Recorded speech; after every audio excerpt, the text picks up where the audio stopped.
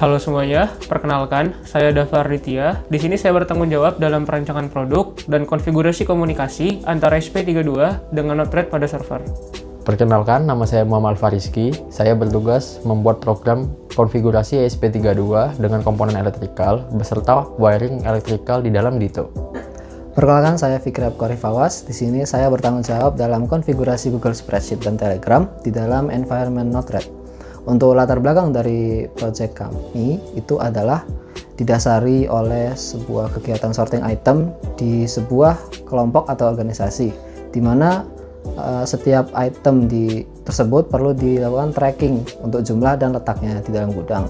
Untuk mengatasi permasalahan tersebut, kami mengimplementasikan IoT pada locker dan juga locker tersebut dilengkapi dengan solenoid door lock dan LED untuk memudahkan akses pengguna ketika ingin mencari suatu item atau menambah suatu item di dalam gudang tersebut. Untuk detail dari pengerjaan proyek kami itu adalah sebagai berikut.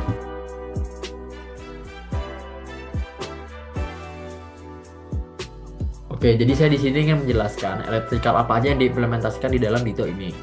Ditto menggunakan microcontroller SP32 untuk mengontrol 3 solenoid dan 4 LED, di mana 3 LED mempresentasikan masing-masing dari solenoid, sementara 1 LED untuk memberikan informasi bahwa SP32 sudah terhubung dengan server. Kemudian, menggunakan step down untuk menurunkan tegangan 12 volt yang dihasilkan oleh adaptor sebagai main supply ke dalam Ditto ini. Dan terdapat relay sebagai jembatan output yang dihasilkan oleh ESP32 ke solenoid dan LED. Kemudian, bagian mekanikal akan dijelaskan oleh Dava. Oke, baiklah. Kali ini saya akan menjelaskan mekanikal yang diimplementasikan pada proyek kami. Locker ini dirancang dengan 3 pintu yang masing-masing pintunya dilengkapi oleh solenoid sebagai sistem pengunci dan lampu LED sebagai indikator status pintu locker. Wadah untuk komponen dibuat menyesuaikan ukuran PCB dan dicetak menggunakan bahan PLA karena memiliki ketahanan yang cukup untuk penggunaan struktur yang sangat ringan. Oke, di sini saya akan menjelaskan program yang saya buat mengenai SP32 yang dikonfigurasikan ke komponen elektrikal. Saya menggunakan library Wi-Fi agar SP32 bisa koneksi Wi-Fi, PubSub client untuk konfigurasi dengan MQTT, dan Arduino JSON supaya bisa menggunakan parsing dari MQTT ke SP32. Kemudian memasukkan Wi-Fi, password, dan MQTT server. Pada bagian pendeklarasi variabel, saya menggunakan pin 5 untuk output ke LED indikator bahwa SP32 sudah terhubung ke server.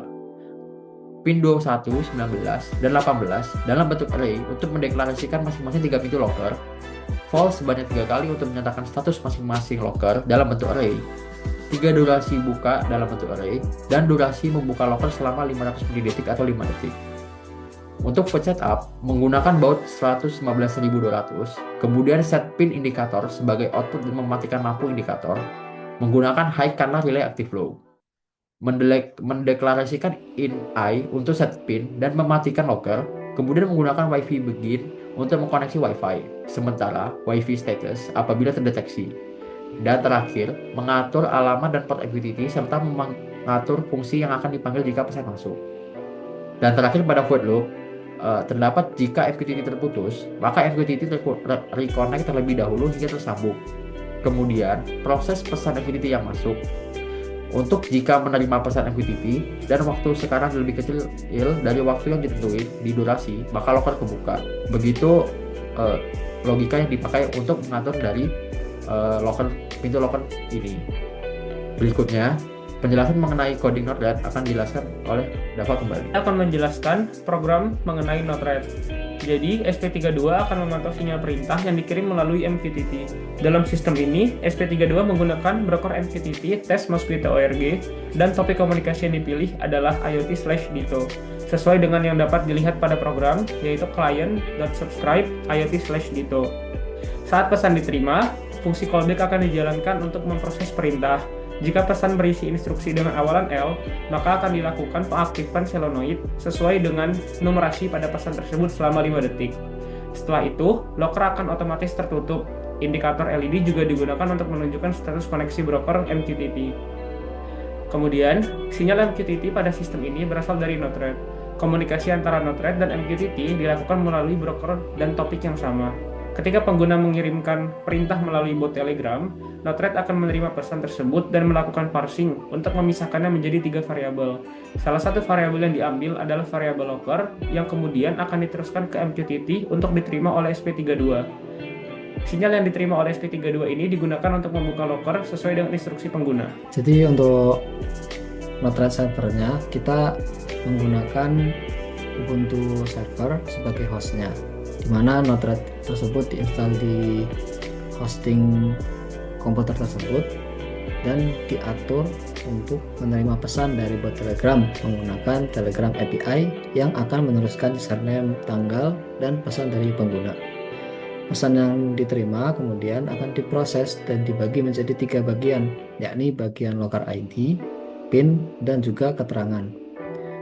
Setelah diproses oleh fungsi ini, kemudian dilakukan validasi PIN locker dan mengirim feedback ke pengguna jika PIN tersebut benar atau salah. Jika PIN tersebut benar, maka locker ID akan diteruskan ke MQTT yang akan diterima oleh SP32 dan membuka locker sesuai dengan ID yang diterima atau yang dikirimkan oleh user.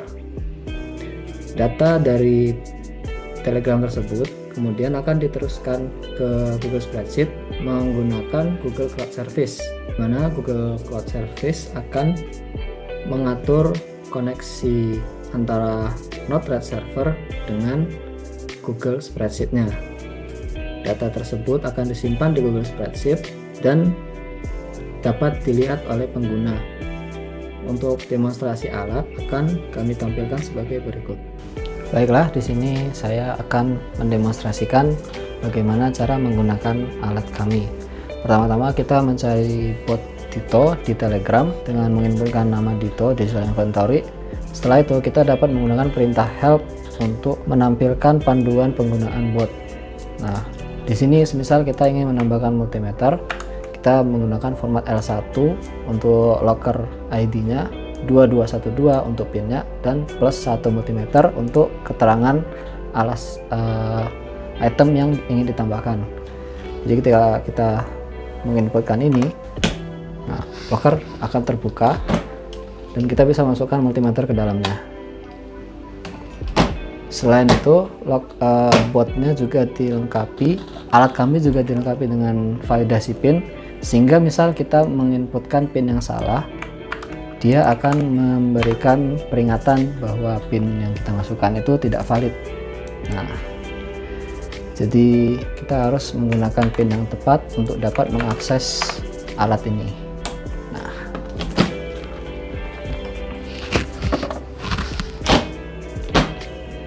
selain itu, karena kita menggunakan MQTT dan Node-RED server, kita dapat mengakses alat ini secara bersamaan. Misal ada 3 user ingin mengakses alat, jadi locker akan mampu melayani ketiganya sekaligus karena menggunakan MQTT, dan juga kita delaynya menggunakan milis, jadi tidak ada hambatan atau delay ketika mengakses locker ini. Selanjutnya, ketika kita ingin melihat isi dari locker, kita dapat membuka Google Spreadsheet ini. Nah, di dalamnya itu terdapat 2 sheet untuk inventory dan log. Lognya sendiri itu berisikan riwayat akses dari tanggal, username, locker ID, aksinya, terus keterangannya. Nah, keterangan ini nanti akan dikompilasi atau dirangkum dalam satu sheet inventory. Nah, jadi ini bisa kita lihat multimeternya 0 karena sebelumnya kita menggunakan perintah kurang 1 multimeter. Nah, di sini juga ada SP-nya 1, LED-nya 2. Baiklah, sekian demonstrasi dari saya. Terima kasih atas perhatiannya.